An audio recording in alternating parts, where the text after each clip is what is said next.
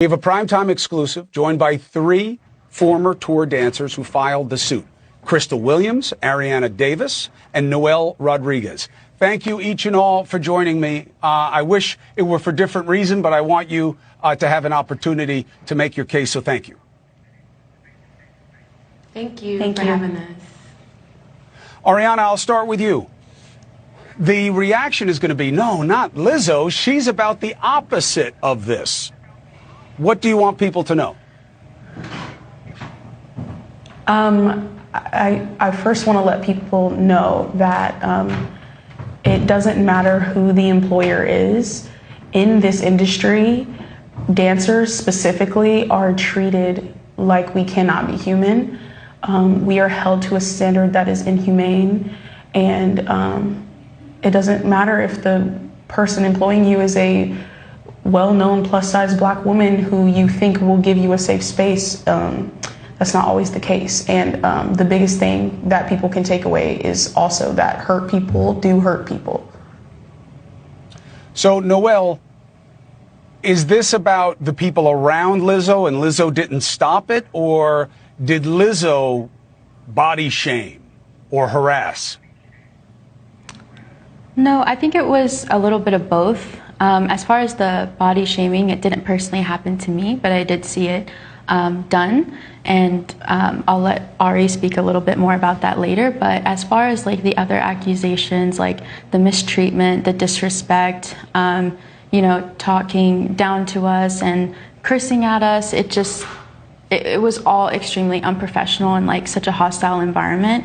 And I can confidently say that all of those things were not just coming from her management team, not just coming from her dance captain, but also from her directly. You felt, Noelle, that Lizzo might hit you at one point? Yes. So that was one of our very last meetings and time seeing her. We basically had a impromptu fitting in Montreal, Canada. This is right before the show that she actually canceled the next day. And basically when we arrived to the fitting, it was actually told to us, hey, you know, we're going to go ahead and confiscate your phones at this moment. We've, you know, heard about a recording that was taken in a previous meeting, and we're going to go ahead and actually have a ambush meeting with Lizzo. This is not a fitting. So in that, she discussed, you know, different things that she was unhappy with. The meeting was mainly to fire Ariana. And then just in seeing how that meeting went downhill and an accumulation of a lot of other things within our time of working for her, it was just too much to take, and it's not in my character to go up on a stage every night and enable somebody that puts out this facade that she is this grand person, she stands up for people, she's body positive, she stands for self-love, when really she's the complete opposite behind closed doors. So within my resigning, after I saw how that meeting went, she then got upset that I told her I felt disrespected. She balled up her fist at me and she said, "You're so effing lucky right now. You're so effing lucky," as she was inching her way towards me to hit me. And the only thing that saved her was that her best friend, which is also one of our fellow dancers, went and grabbed her back from hitting me. And then proceeded to basically drag her out of the room as she put up her two middle fingers and was yelling, bye, B word, bye, B word. So yeah, I was shocked in that moment, and it was, you know, just a really emotional moment for me and the rest of my dance mates that were all present at the time. Appreciate the explanation. Crystal, I'm coming to you, but Ariana, help me understand. Lizzo was about making people not body shame. How did it happen that you felt she was body shaming you? So she had expressed a few times that specifically she was concerned about me at the South by Southwest Festival previously, when we were promoting the TV show on Amazon Prime that we had did. That was the first time I had showed up to one of the Lizzo events, noticeably having gained weight from when I was on the show. She told me she was worried about me, and there was nothing different about me other than my weight. My demeanor was the same, my dance ability was the same, my energy was the same. I think she uses language to avoid being canceled. So instead of blatantly saying like, you're gaining weight and what's wrong with you, it's more of like, oh, you seem different. What, we see through you. What's going on? I was even pulled into a private meeting with just her and the choreographer, and who I look up to very much. So I was, a little intimidated being in a room with just the two of them. They disguised this as a safe space, but really, I do believe that they wanted just a reason for me to give them a reason as to why I was, fatter now. I felt cornered, so I ended up telling them, that I do struggle with an eating disorder, and that I'm in recovery, and it has never affected my job, and it will, at the time, would have never affected my job. And as soon as I said eating disorder, they kind of just went, oh, like, that kind of explains why she's bigger now. But, of course, they never said that blatantly, but, just to give people a understanding of how this felt, it's also like being a Black person in America, where you can sense microaggressions and an undertone of racism without someone having to say, you're Black and I don't like you. It's more so of like subtle, nuanced things that go on. There's a tone, there's a language that's used that lets you know that this person is concerned about your weight.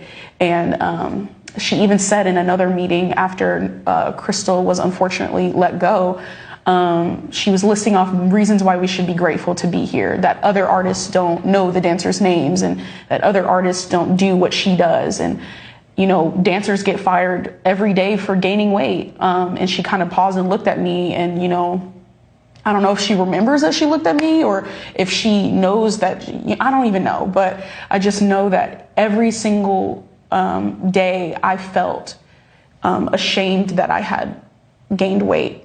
And I had never felt more conscious of my body than I had on that job.